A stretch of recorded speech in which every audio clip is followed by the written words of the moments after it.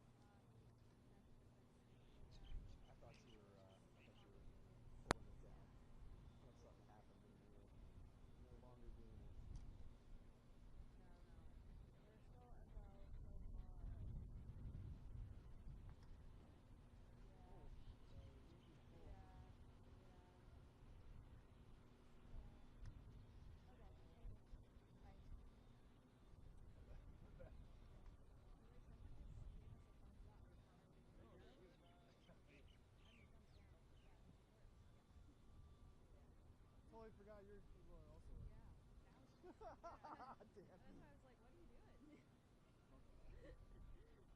I just thought my two guys were so bored watching this Oscar. No, we lost the Marine vehicles.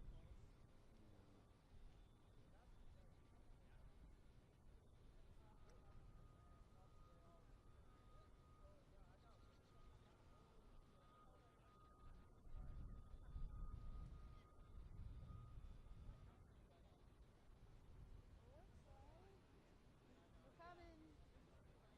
Harry, he's coming.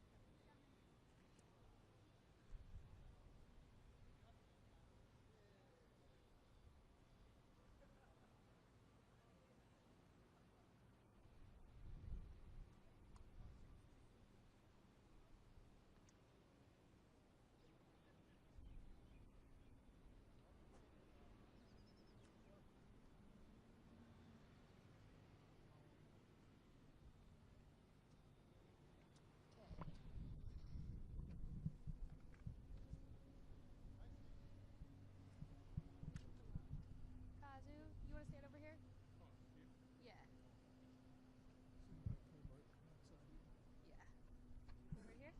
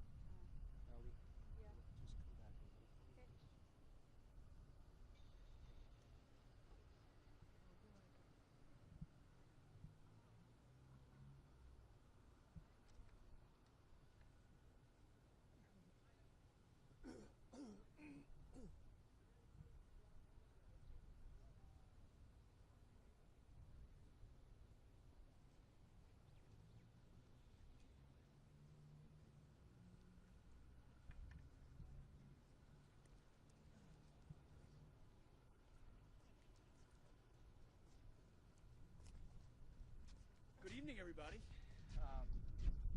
Just a great day. Any day you're forward deployed with the troops as the Secretary of Defense is a good day.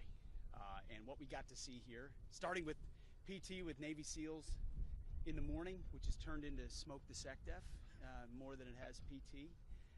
The opportunity to see what the Marines are doing here, incredible stuff, training space, jungle school for the Army, with the Air Force capabilities, Space Force capabilities, naval lift.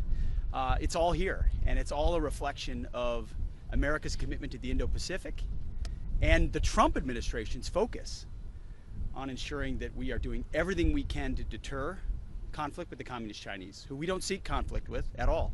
But we will stand strong in deterrence and will posture troops forward. That's why we're going out to Guam and to see our friends in Japan and the Philippines. We're posturing forward, talking and meeting with commanders who have the capabilities that understand the AOR, talking to friends and allies, and in that, it doesn't get any better than watching troops in action, which is a humbling and an honor for me. So it's been a great day here, and we look forward to many more ahead on this trip as we institute, sort of live out, try to showcase the pivot that President Trump is putting toward the Indo-Pacific, making sure we're properly focusing and prioritizing where we should on peer adversaries to stand strong and reflect deterrence. Reestablishing deterrence is part of what President Trump has compelled me to do, in addition to restoring the warrior ethos and rebuilding our military. And reestablishing deterrence is a big part of why we're here. Happy to take a couple of questions. Yeah, Mr. Secretary, thanks. First of all, thanks so much for having me on the trip. That helicopter ride was awesome. I'm sure my colleagues feel the same way. My question's on Taiwan. You mentioned deterrence. Admiral Paparo in his speeches has said that the exercises around Taiwan are not just exercises, but rehearsals for an attack. How concerned are you about China's ability and intent to try and retake the island by force? Well, Admiral Paparo has said China's rehearsals could potentially always be a rehearsal for an attack. The rehearsals, the exercises, the campaigns we're doing in and around the first island chain are not meant to be the precursor to an attack. We're here to deter. We're here to show strength with our allies, and that includes ensuring that in every possible way American force is projected forward. So we don't want to see a conflict at all, and that's certainly the President's perspective. But we're going to be postured forward and leaning forward as much as necessary to ensure that doesn't happen. And just a quick follow-up. On the counter diversity, equity, inclusions, what's your assessment now 3 months in trying to undo a lot of those programs? My assessment is the DoD will be merit-based and colorblind. You will be judged based on how good you are at your job. Full stop. That's it. And so getting rid of diversity, equity, inclusion, DEI, getting rid of different standards was fundamental to getting back to basics. And that's what when I get a chance to talk to commanders here, that's what I emphasize. We're getting back to basics. Standards at every level need to be adhered to, and that's at a baseline. And when you talk to soldiers, you talk to Marines, they get it. They get it. They've seen the standards slide under the previous administration. They watched, in many different ways how it eroded, or quotas were being met, or different aspects boxes had to be checked. Not anymore. The only box that gets checked in this Defense Department is lethality and your ability to do your job. Ellie? Mr. Secretary, the messages the White House called authentic did at the very least include sensitive details about targets and timing. Did you declassify that information before you put it in the chat? And are you using Signal to discuss operations as sensitive as the strikes against the Houthis on a government or a personal phone? First, all I would say is the strikes against the Houthis that night were devastatingly effective. And I'm incredibly proud of the courage and skill of the troops. And they are ongoing and continue to be devastatingly effective. The last place I would want to be right now is a Houthi in Yemen who wants to disrupt freedom of navigation. So the skill and courage of our troops is on full display.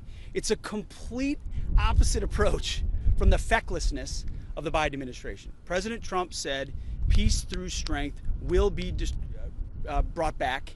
Freedom of navigation will return, and that's exactly what we're doing.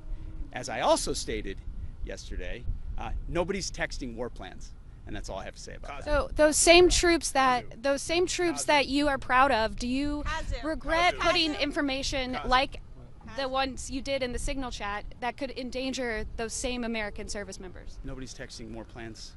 I know exactly what I'm doing, exactly what we're directing, and I'm really proud of what we accomplished. Successful missions that night and going forward.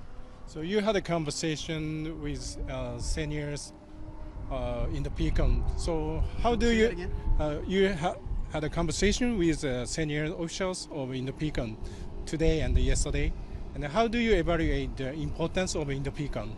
Indo-Pecan is critically important, and Admiral Paparo is a fighting admiral. He's a really smart guy who's exactly where we need him at the tip of the spear.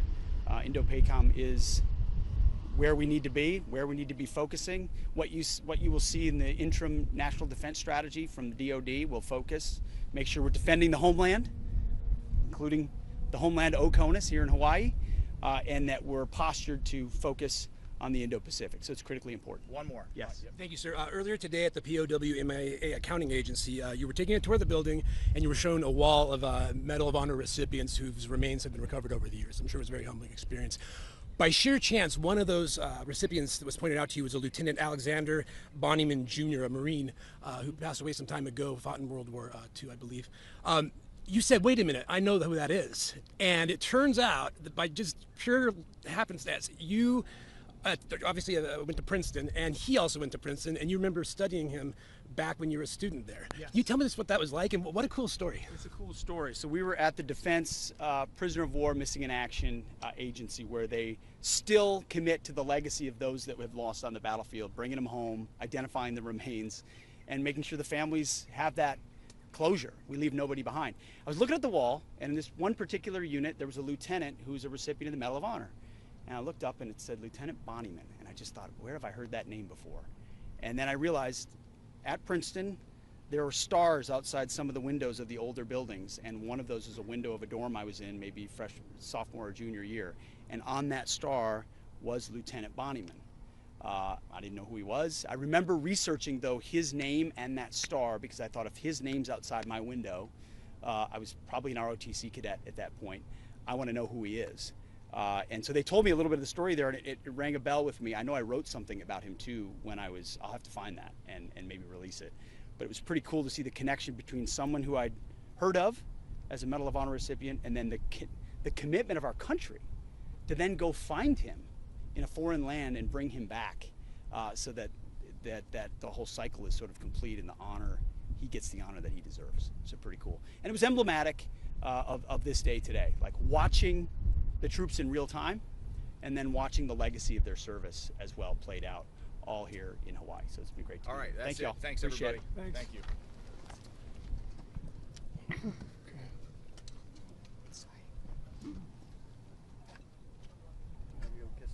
All right, let's go. Okay.